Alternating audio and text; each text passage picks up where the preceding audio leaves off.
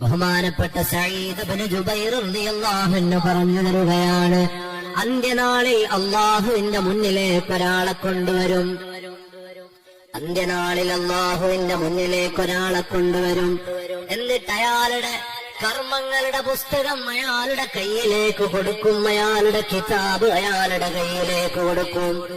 ആ കിതാബ് അതിലേക്ക് കയ്യിലേക്ക് കിട്ടുമ്പോഴോ അയാൾ ആ കിതാബ് ഇങ്ങനെ മറിച്ചു നോക്കുകയാണ്. അല്ലാഹ്, ഇതിൽ എന്റെ നിസ്കാരം എവിടെയാണ് റബ്ബേ? എന്റെ നോമ്പ് എവിടെയാണ് റബ്ബേ? എന്റെ സ്വതക്ക എവിടെയാണ് റബ്ബേ? എന്റെ സക്കാത്ത് എവിടെയാണ് റബ്ബേ?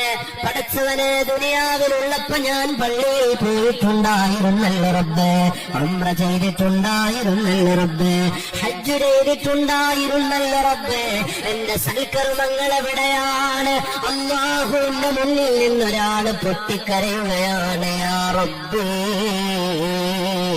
ഇതെന്റെ കിതാബല്ല, ഹാദാ കിതാബു ഗൈരി, ഇത് മറ്റൊരാളിന്റെ കിതാബാണെന്ന് ഞാൻ കരുതിപ്പോവുകയാണ്. എന്റെ കിതാബായിരുന്നെങ്കിൽ എന്റെ കയ്യിലുള്ള ഹസനാത്തുകൾ ഇതിൽ ഉണ്ടാകേണ്ടിയിരുന്നല്ലോ റബ്ബേ. എന്റെ കൈകളിൽ എത്തിയ കിതാബിൽ ഒരു നന്മകളും രേഖപ്പെടുത്തിയിട്ടില്ലല്ലോ. എന്റെ കയ്യിലുള്ള കിതാബ് ആള് മാറി എന്തോ തന്നതാണെന്ന് തോന്നുന്നു പടച്ചവനെ. ഇതെന്റെ കിതാബ്.